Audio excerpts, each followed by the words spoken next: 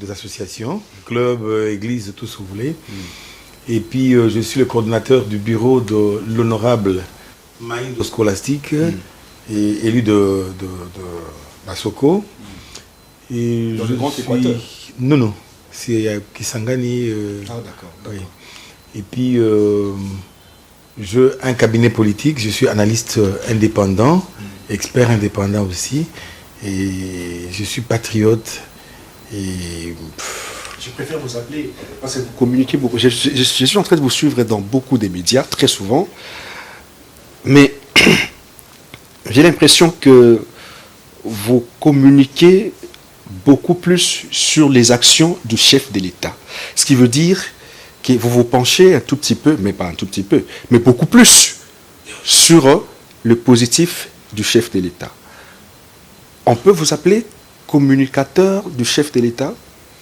En quelque sorte, oui, mais je suis son lieutenant. Je suis son lieutenant, je suis le défenseur de l'idéologie, la vision et les actions du chef de l'État. Je suis aussi un acteur civique. J'apprends quand même, je vais éveiller la population pour bien soutenir le chef de l'État et puis ses actions. Très bien. Alors, Lemba Imbou, vous avez accompagné le chef lors de l'inauguration. Comment vous trouvez ce projet de cette usine de traitement d'eau qui pourra desservir de l'eau à 4 communes pratiquement? Moi, je veux en cet acte une sorte de l'indépendance vraiment. Pas de l'indépendance théorique, mais on est en train de nous acquérir de notre indépendance. Je veux dans cette descente-là, cette usine d'eau-là, le symbole de l'identité congolaise. Donc on ne peut pas toujours attendre, dépendre des gens. Et il est en train de poser les actes qui parlent d'un Congo qui est en train de s'éveiller. Donc c'est une action très très louable parce que, vous savez, cette population a été sacrifiée depuis les indépendances. Il fallait attendre, chercher de l'eau, et l'eau c'est la vie, dit-on. Mais vous savez, toute cette entité-là était privée d'eau depuis des décennies. Il y en a qui ont fait le pouvoir 30 ans, 20, tout ce que vous voulez là. Ses prédécesseurs, ils n'ont jamais fait cet acte. Donc c'est vraiment louable, c'est quelqu'un qui aime son pays et qui se met dans l'angle de développement de sa nation. Il y a un message qui vous parvient. Je le lis en direct, vous qui avez envoyé justement. Prince Mbouyi est de l'UDPS. Non, je ne suis pas de l'UDPS. Je ne le suis pas en tout cas. L'UDPS c'est un parti politique où j'ai grandi, oui. Et j'ai été dans l'UDPS du temps de Sphinx, notre papa qui se nomme repose en paix. Mais pour le moment, je ne suis pas de l'UDPS en tout cas. Depuis belle lurette, je ne suis pas de l'UDPS ni de l'Union sacrée. Je suis le défenseur de l'idéologie, de la vision, des actions, de la politique du chef de l'État. Et c'est sous cette étiquette-là que moi je me présente sur les médias. Alors pourquoi ne pas adhérer? Parce que la question me semble fondamentale. Vous n'êtes même pas de l'Union sacrée. Alors pourtant, je ne suis même pas de l'Union sacrée. Pourtant, le chef de l'État est l'auteur et le parrain de l'Union sacrée. Vous, en tant que la personne qui suit les actions du chef de l'État et qui fait la propagande justement des actions du chef de l'État, pourquoi ne pas le suivre? Soutenez l'Union sacrée parce que vous soutenez déjà le chef de l'État. Pour soutenir le chef de l'État, il ne suffit pas d'être dans l'Union sacrée ou bien dans l'UDPS. Oui, mais il faut faire partie de son idéologie. C'est le symbole de ma nation, de ma souveraineté. C'est celui qui représente le Congolais que je suis.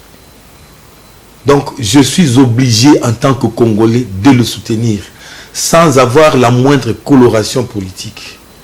C'est parce que d'abord je suis Congolais de père et de mère. Et c'est mon chef de l'État, je dois le soutenir. Ça, c'est un devoir civique, patriotique. Donc vous n'avez pas la vision de faire la politique demain. Pourquoi pas? Vous êtes politique. Pourquoi pas? Je le suis. Mais qui ne l'est pas? Tous nous sommes politiques, ne vous en faites pas. Je ne vous occupe pas de la politique s'occupe de vous. Oui, mais donc, de façon indirecte. Voilà, pas de façon pratique. Mais moi j'y vais en pratique parce que le chef d'État m'a donné les goûts.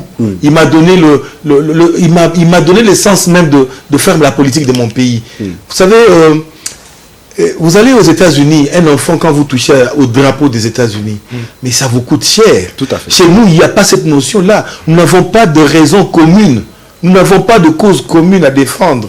Mais quand je vois mon chef de l'État en train de dresser la bannière, quand je vois le chef de l'État en train de nous amener la vraie indépendance, quand je vois le symbole de l'authenticité, mon identité est en train de se dessiner. Pourquoi je ne prendrais pas aussi mon pinceau et commencer à dessiner avec lui? C'est dans ce sens-là. C'est un peu plus profond que tout ce que les gens peuvent dire là. La coloration politique, oui. La politique, on l'a fait. Mais il faut faire la politique de sa nation. Et comme il fait la politique de notre nation, comme il est en train de sortir notre pays de gouffre de la mort dans lequel il a été plongé depuis des décennies, mais pourquoi ne pas le soutenir? Je le soutiens et j'ai fait sa politique. Très bien. Il s'est tenu aujourd'hui la cérémonie de clôture de l'année. Clôture de l'année académique. Oui. Vous avez quelque chose à dire par rapport à la clôture de l'année académique? Non, pas grand-chose. Je dirais seulement qu'avec nos années académiques multiples là, et pour les universités qui déversent des universitaires sur le marché, finalement, les mêmes universitaires n'ont pas d'emploi, les mêmes universitaires deviennent chômeurs très souvent. Beaucoup sont chômeurs aujourd'hui, au moment où nous parlons, ils ne travaillent pas, l'État ne leur donne pas de l'emploi, mais à chaque moment et à chaque année, les universités déversent toujours des universitaires sur le marché. Est-ce que vous ne trouvez pas qu'il faille peut-être fermer momentanément les universités, finir avec ceux qui sont déjà sur le marché, leur donner de l'emploi, ensuite réouvrir les universités pour continuer? Finalement, pourquoi déverser les cadres pendant qu'ils ne sont pas casés nulle part? Messieurs, on ne sait pas, messieurs les journalistes, on ne sait pas arrêter les universités pour attendre qu'on puisse caser d'abord les finalistes et puis après continuer. Non, c'est un cycle comme ça infernal. C'est un cycle dans lequel le blanc nous a placés depuis des décennies, depuis les indépendances, depuis la soi-disant civilisation importée de l'Europe. Nous sommes esclaves, nous sommes aliénés. Nous dépendons de lignes qui ont été tracées par les colons. Et jusque-là, c'est comme ça. L'université aujourd'hui, vous trouvez solution et l'emploi et tout ça. Mais c'est simple parce que vos universités, on le fait, nous tous on a fait l'université, mais pour devenir quoi? Un chercheur sans suite. Et tu fais quelle recherche? Parce que nous avons nos potentialités ici, matières premières, tout ça. Nous n'avons jamais été en contact avec nos potentialités, mais nous rêvons seulement. Victor Hugo avait dit, tel avait dit, les auteurs là qu'on nous a mis, mais nous ne connaissons pas nos propres auteurs, nos propres inventeurs, africains, congolais, on ne le connaît pas. Vous me parlez de quelle université? Cette université extravertie? Non, il nous faut une université. Et laquelle? Une université introvertie. Nous devons d'abord mettre en exergue nos valeurs traditionnelles. Nous devons réformer les systèmes de l'enseignement. C'est tout l'enseignement, c'est pas seulement l'université. De bas âge de la maternelle jusqu'à l'université, ça c'est des histoires vraiment importées de l'extérieur. Il n'y a pas notre identité dans ce que nous faisons comme études et tout ça. Nous devons réformer ces systèmes d'enseignement du fond en comble et donner un vrai enseignement qui réponde à nos aspirations, à nos origines, comme nos inventions, nos fabrications, nos anciens. Vous savez, on prend les choses à partir des indépendances. Mais le Congo a vécu avant les indépendances. Ce sont les Blancs qui nous ont découvert pendant ce temps-là, soi-disant Christophe Colomb et tout ça. Mais nous avons vécu, nous avons eu une civilisation, nous avons eu une culture. Mais c'est ça nos richesses, c'est là où se trouve notre force. Et si jamais on mettait les universités en rapport avec nos bases là, je crois qu'il n'y aurait pas de chômeurs. On serait tous occupés à développer les pays parce que nous avons des terres que nous pouvons utiliser comme pour l'agriculture et tout ça, on n'aura jamais faim. Nous avons de l'espace, nous avons la matière première, nous avons tout. Si on se mettait seulement à étudier ce que nous sommes comme Congolais, rentrer dans notre identité, il n'y aura pas de chômeurs. Cette université extravertie, cette université moderne, cette université inventée et importée des Blancs ne va jamais nous servir. Ça sera un cycle infernal. Il faut arrêter, changer, alors concevoir l'enseignement approprié aux Congolais et ça va changer les choses. On ne parlera plus du chômage. Très bien. Le message est passé. Prince Moïse voudrait une université tournée vers l'intérieur, non pas tournée vers l'extérieur. Et ça va faciliter, selon lui, le développement de la RDC. On va prendre la première thématique. C'est le rapport de l'ONU. L'ONU, après les enquêtes sur la CENI, justement, l'ONU pense qu'il est difficile que la CENI fournisse des élections dans le délai, ça veut dire en 2023. La Constitution est claire là-dessus.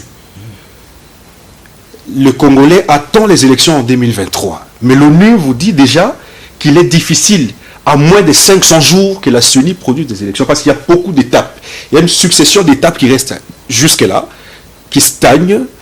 Vous ralliez du rapport de l'ONU où vous êtes d'accord avec le président de la CENI qui dit, jusqu'aujourd'hui, qu'il y aura élection en 2023.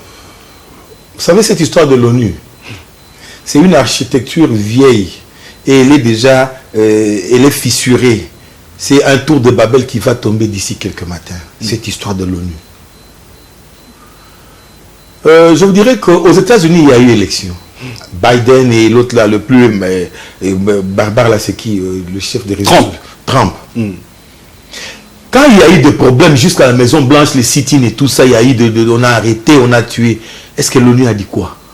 Rien. L'ONU ne s'est jamais prononcée. Pourquoi seulement cette ONU-là doit se prononcer chez nous? Pourquoi cette ONU-là doit toujours créer des problèmes?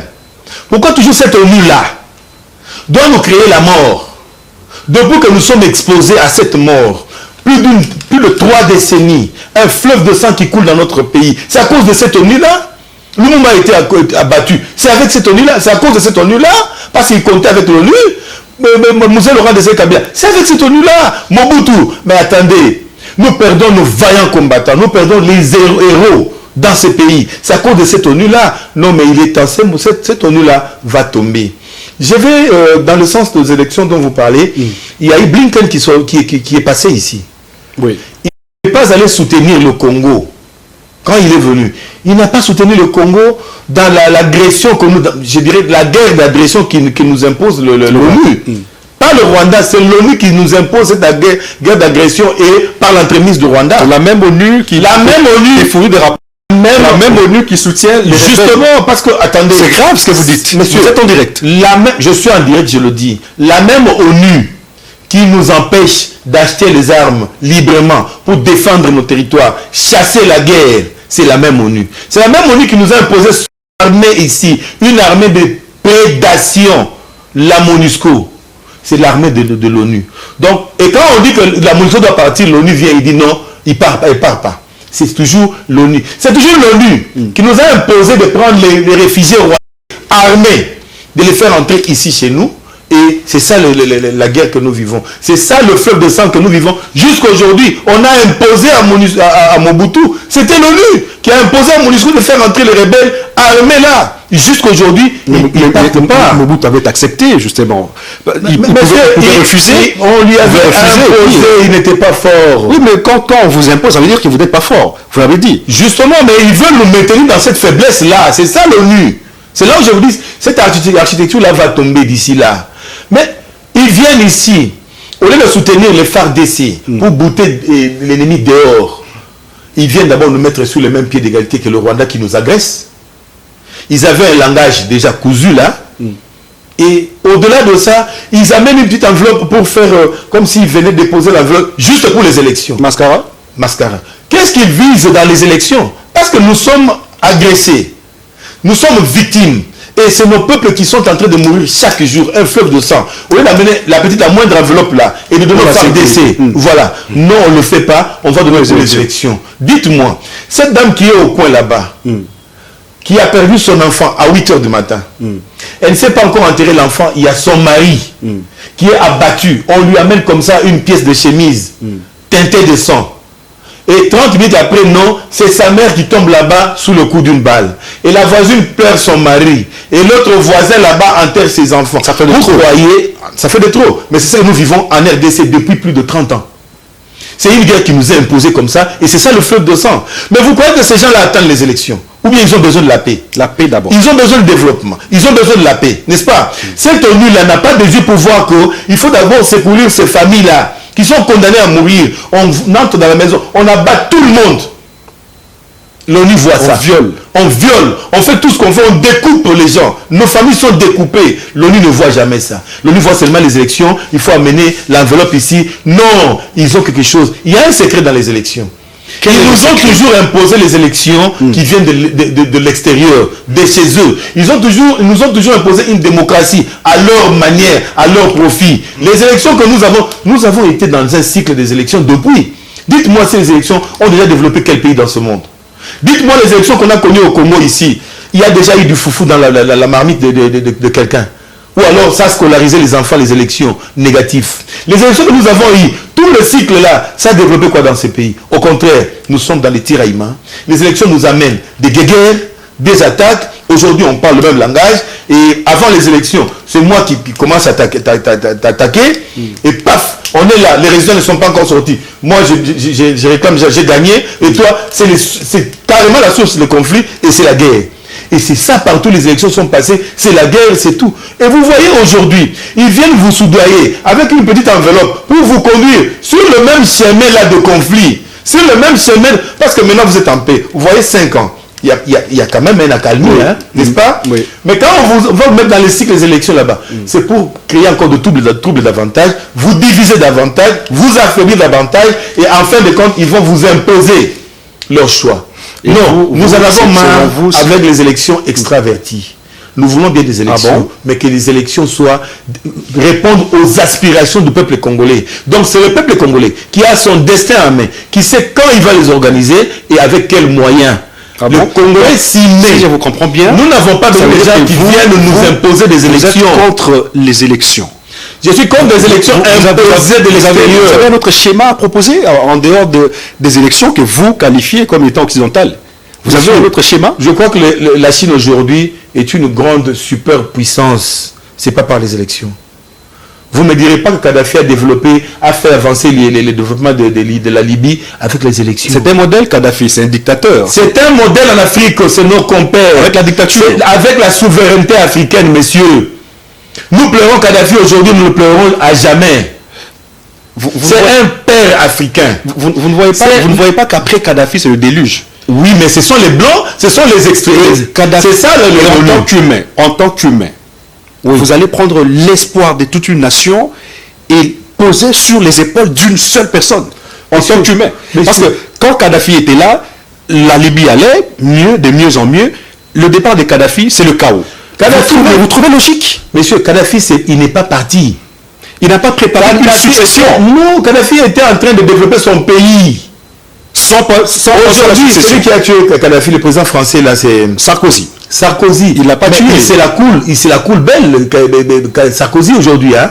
Il est bien à l'aise. Mais Kadhafi est enterré aujourd'hui. Et quel sort on lui a donné? Pourquoi? Un chef d'État. Juste parce qu'il était chef d'État africain. C'est juste ça. Parce qu'il avait une vision africaine. Parce qu'il voulait redonner la valeur, l'identité africaine. C'est juste pour ça qu'on l'a abattu. Mais Kadhafi aujourd'hui, je vous dis une succession, justement. Non, mais attendez. Vous voyez ce que le chef d'État fait aujourd'hui. Les idées doivent transcender. Vous ne pouvez pas vous focaliser sur des idées. La Libye pour revenir en RDC parce que nous sommes Congolais. Tout à fait. C'est que le chef de l'État, Félix Etienne Tshisekedi, que je salue. Oh, brave. Je suis avec vous. Et Simba. Il est en train de se couper en morceaux. Il prend les avions matin, midi et soir. Il laisse sa famille. Il risque sa vie pour sauver la nation. Ce qu'il fait aujourd'hui, on ne comprend pas. On est en retard, on est en train de rêver. N'est-ce pas? Mais nous ne voulons pas que ce soit comme Kadhafi. C'est parce qu'il a donné le ton de l'identité nationale. Il vous met comme ça en exergue les blocs pétroliers. Il vous crée, je sais pas, une usine de raffinage de la matière première. Ça n'a jamais été. C'est des symboles de l'unité, de l'authenticité, de l'identité même d'un peuple.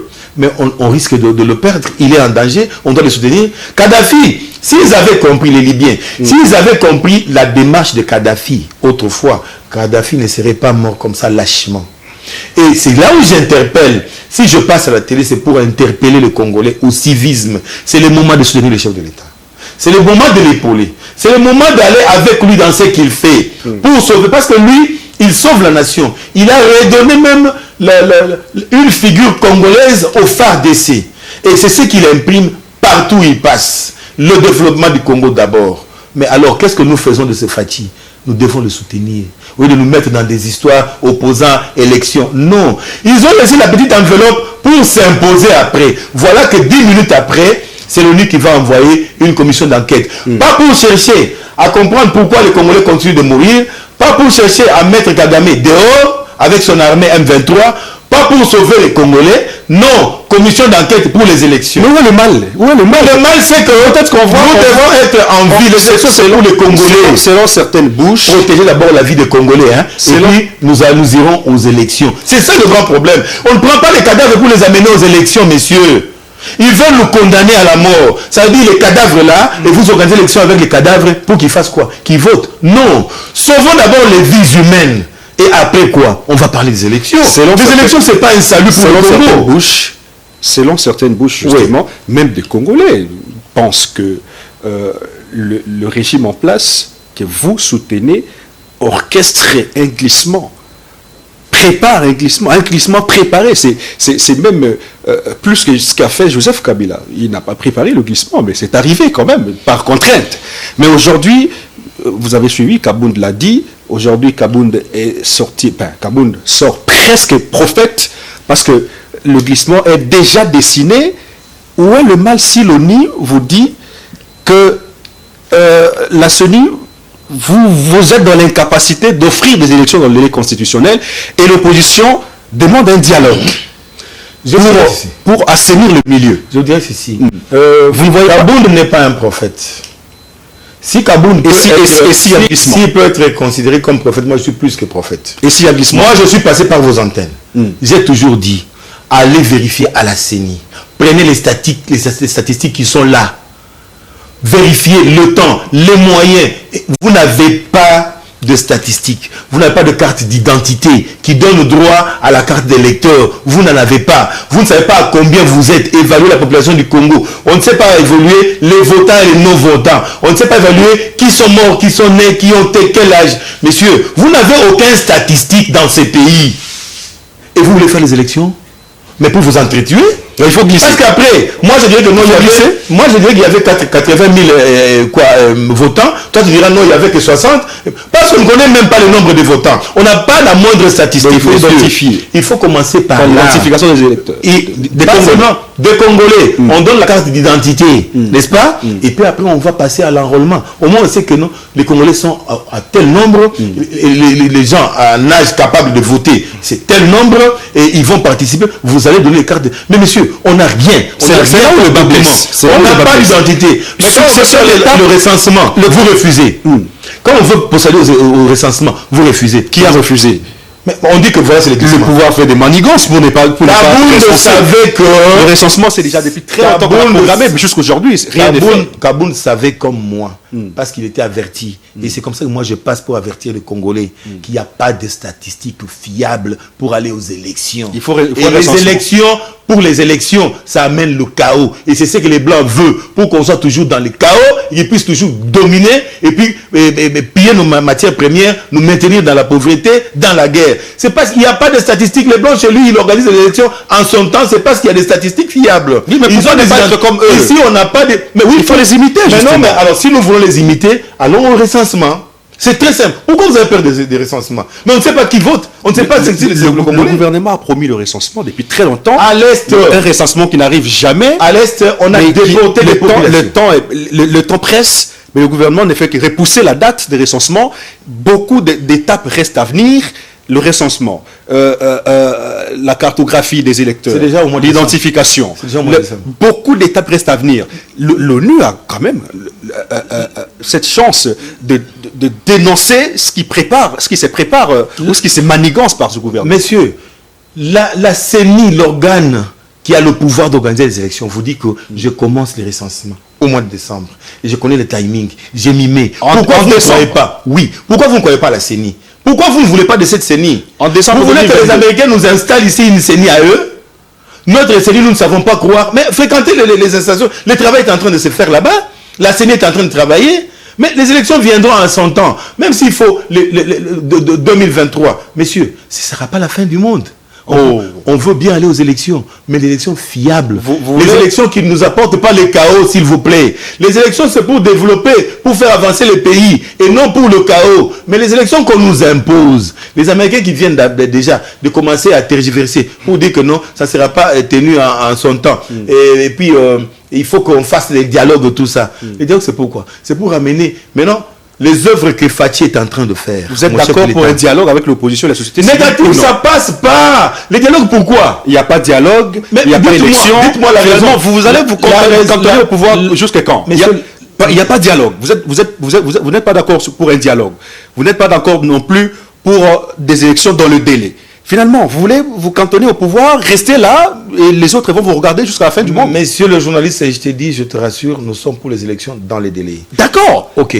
Maintenant, laissez-nous y parvenir. Laissez-nous d'accord. parce que nous avons une CENI qui travaille. Donnez-nous le temps. C'est pas encore le 2023. Nous sommes au travail. Mais c'est demain déjà. 2023. Messieurs, C'est demain déjà. avant qu'on en arrive demain, il y a le soir aujourd'hui et la nuit. Donc laissez-nous quand même ces temps-là. Hein. Bon, nous avons un mandat de 5 ans. Le Tout à chef fait. d'État Fachi, il a un mandat, il a été voté pour 5 ans. Mais messieurs, vous allez trop vite en besogne. Il en est qu'à sa 3e année. Le temps presse. Mais quel temps? Mais le temps ne presse pas pour les gens qu'on connaît en train de tuer chaque jour.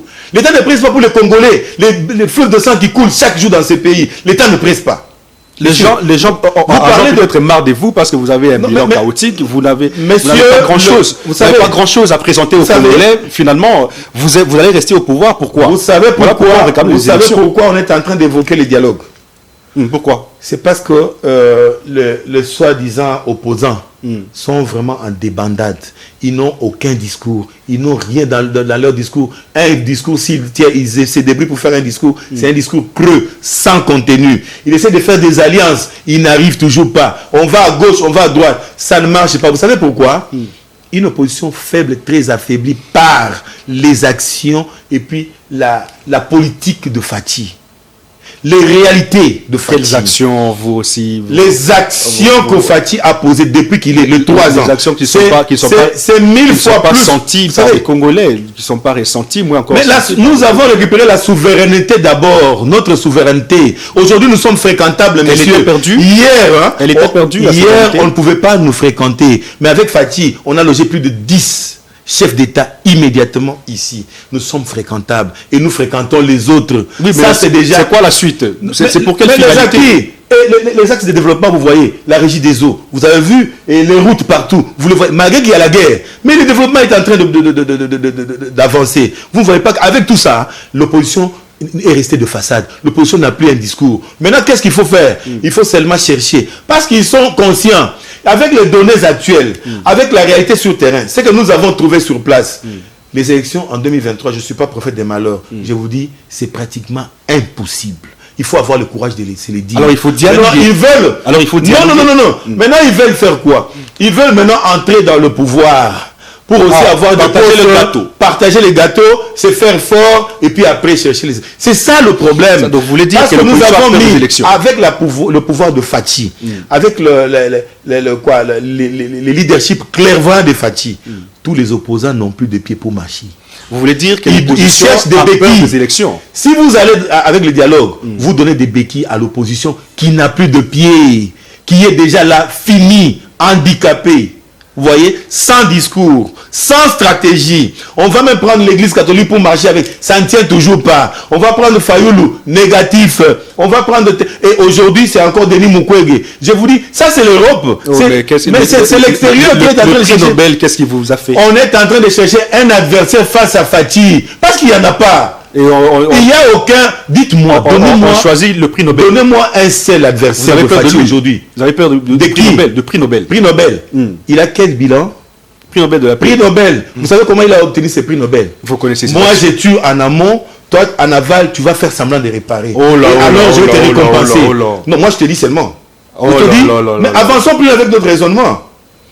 Ce prix Nobel-là, il ne veut pas être protégé par l'armée de son pays. Il refuse d'être protégé par la police de son pays. Mais il cherche l'armée prédateur pour le protéger. Mais il y a Anguille sous roche, messieurs. C'est le même prix Nobel là, qui va tenir un discours. Quand on lui dit que non, il n'y a pas, moi je ne sais pas contenir parce que je n'ai pas des éléments et tout ça, les campus, les recteurs, non, c'est l'Union européenne qui monte au créneau. Et tous les faillots et tout ça. Non, mais nous voyons clair, c'est dessiné que voilà, c'est un pion qui est en train d'être placé par le... C'est un patriote. Ils ont fait- C'est un patriote qui voulait tenir une Encore conférence. encore Et la faudra-t-il. conférence devrait être autorisée. Vous n'avez pas besoin d'empêcher une conférence scientifique. Être chef d'État dans ces pays, ça se mérite. quand Une même. conférence scientifique. Il l'a tenu à Il Lubumbashi. ferait bon. Il l'a tenu ici. pourquoi ne pas tenir à Kisangani? Et c'est à Kisangani où il sera réprimandé.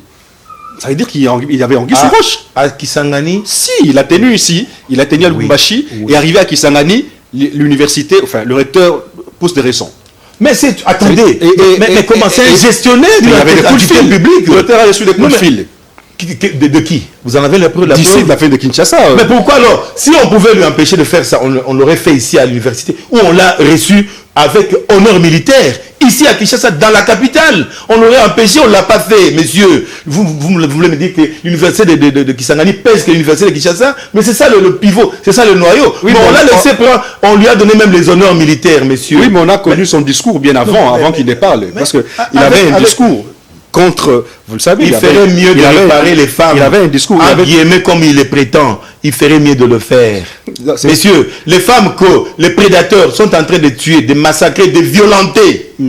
Et en aval, messieurs, va faire l'affaire. Non, messieurs, nous avons les yeux ouverts aujourd'hui. Ah, donc c'est orchestré tout ça? Ben oui, de l'extérieur toujours. Ah bon? Ah ben oui. Vous allez réparer. Des multinationales. Moi, je tue et vous réparez. Ah voilà, faites semblant de réparer. Mais ça, c'est jeter de l'opprobre sur le prix Nobel. Messieurs, qui fait la fierté de la RDC. Non, il ne fait pas ma fierté. Il serait peut-être prix Nobel de réparation de femmes. Je peux concéder. La paix. Négatif. Il a cherché la paix où? Dites-moi la paix. Quelle est l'action de Denis Mukwege pour la paix? À travers la réparation des femmes. Ah, c'est ça la paix? Non. Il est mieux placé dans ces coins-là pour faire la paix alors. Pour bouger la société civile. Cette histoire que nous avons bougé ici pour la cour de la MONUSCO parte. Il était là, il pouvait faire ça. C'est ça la paix. La paix s'éclamait tout haut. Quand le chef de l'État a mené Kagame en Angola sur un terrain neutre pour le mettre KO, le faire accepter de signer vite, il a signé le retrait immédiat de ses troupes en RDC. Il devait faire le plébiscite. Il devait vanter ses valeurs. Vous l'avez entendu parler de ça? Il n'a pas compétence. Mais monsieur, il n'a pas compétence. Mais il devait parler des actions du chef pour la paix. Lui, c'est un scientifique. Il a mené quelle action pour la paix? C'est un scientifique. Il n'y a même pas une seule.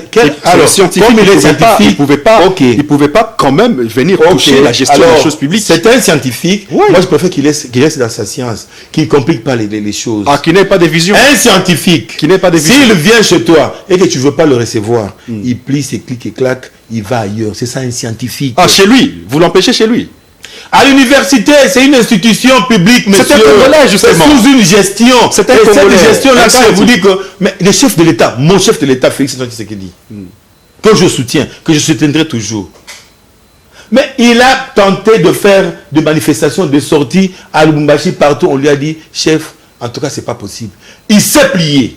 Le chef de l'État. Et pourquoi pas Denis Mukwege, qui il est dans ces pays? Un roi? Plus qu'un chef de l'État?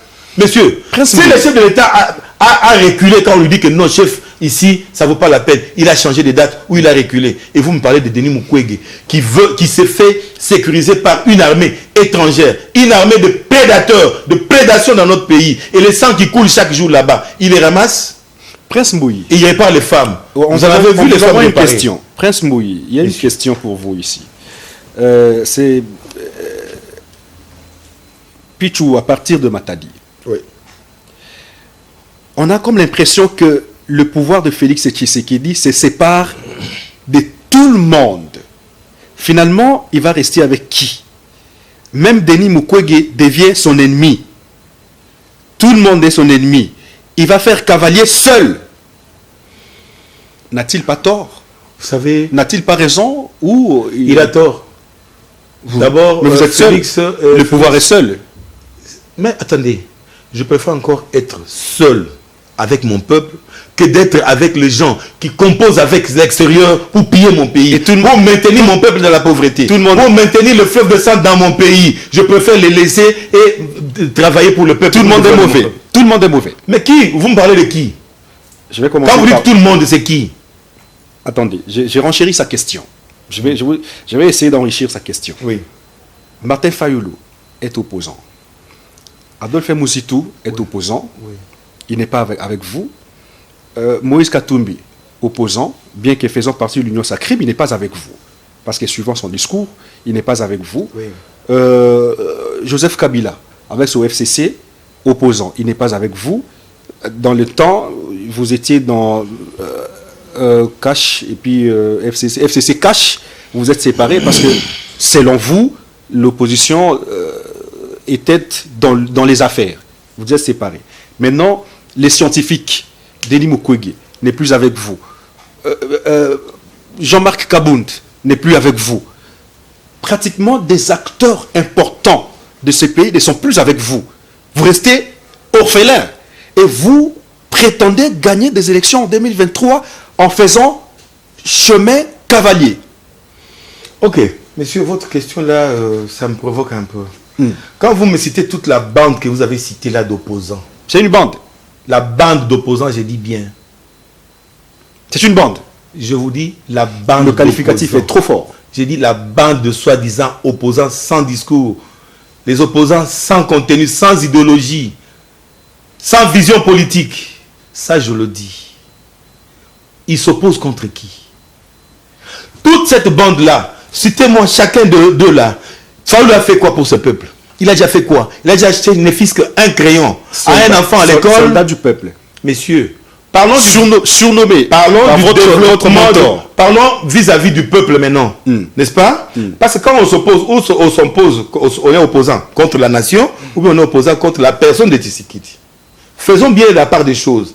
S'ils sont opposants alors, donc ils sont opposants contre la nation. Pourquoi? Parce qu'ils n'ont rien fait. Partant de Tonkabound là, il n'a jamais rien fait, au contraire. Tonkabound. Oui. Au contraire, à quelques minutes, il s'est construit une villa avec un fleuve dedans et les crocodiles et tout ça.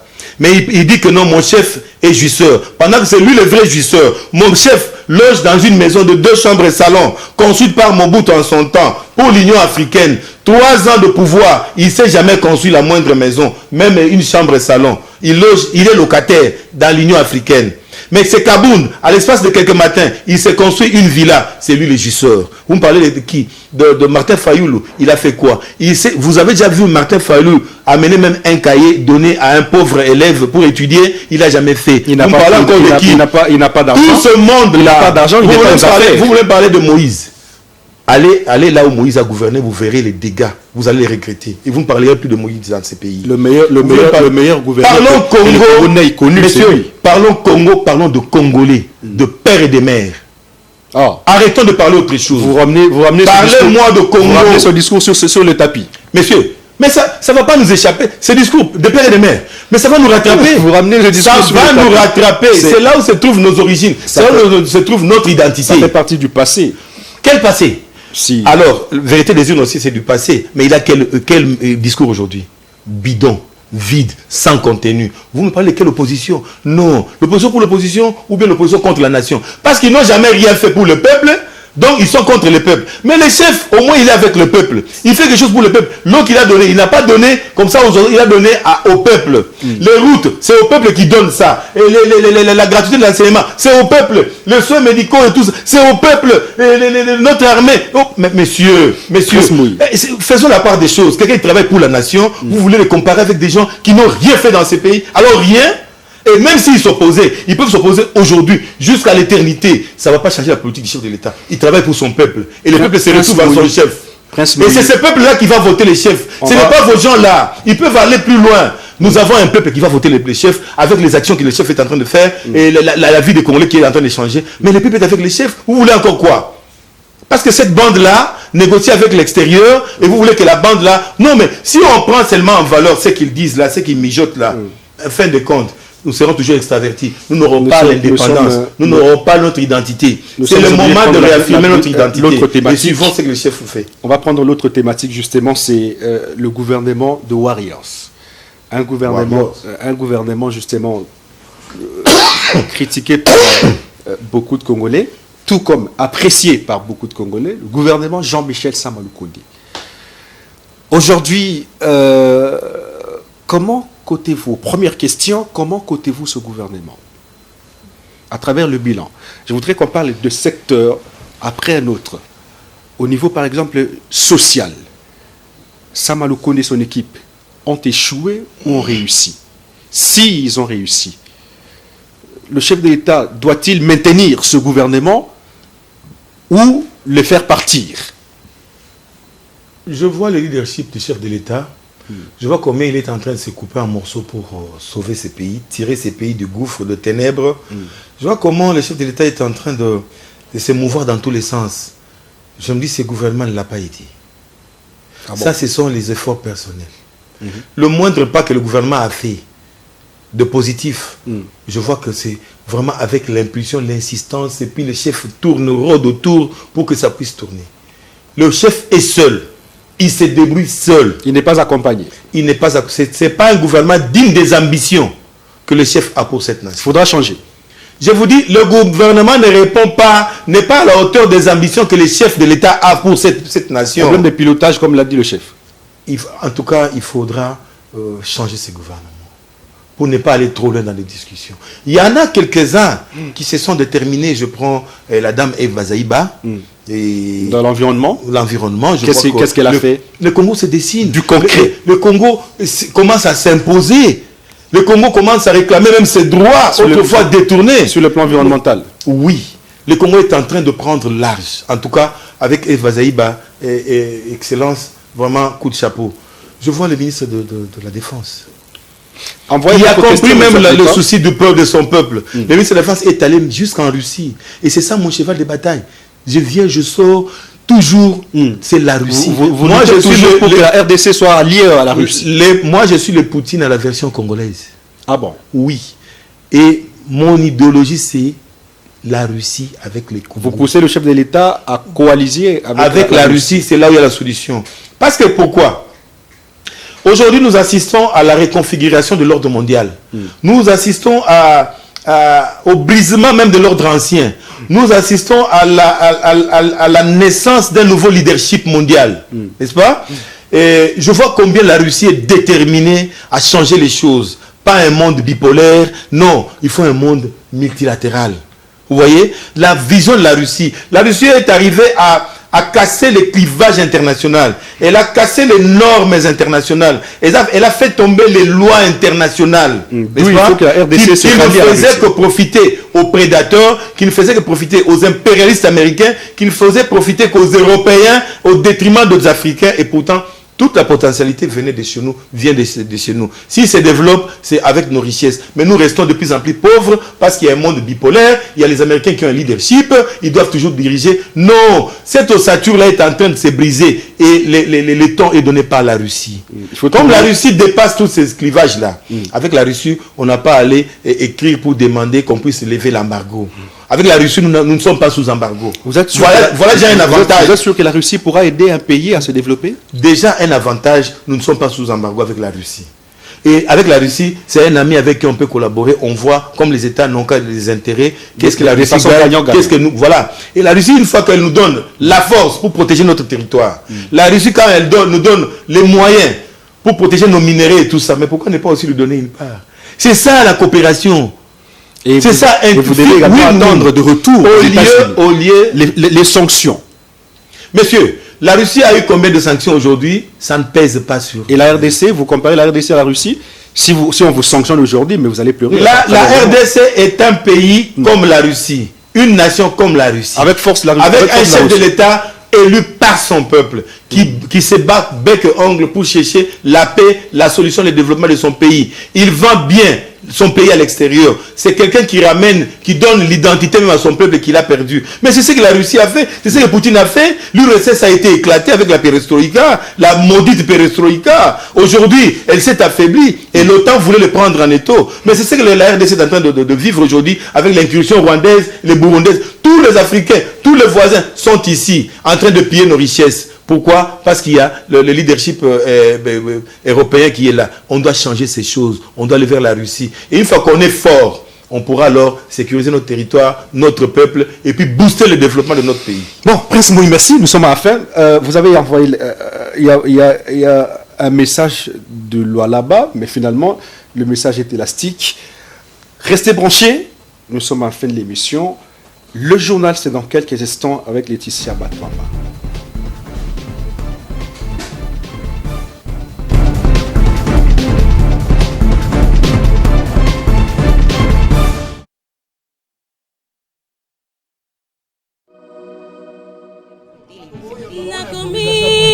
Dire merci au Seigneur. Une grande émission. Le bilan de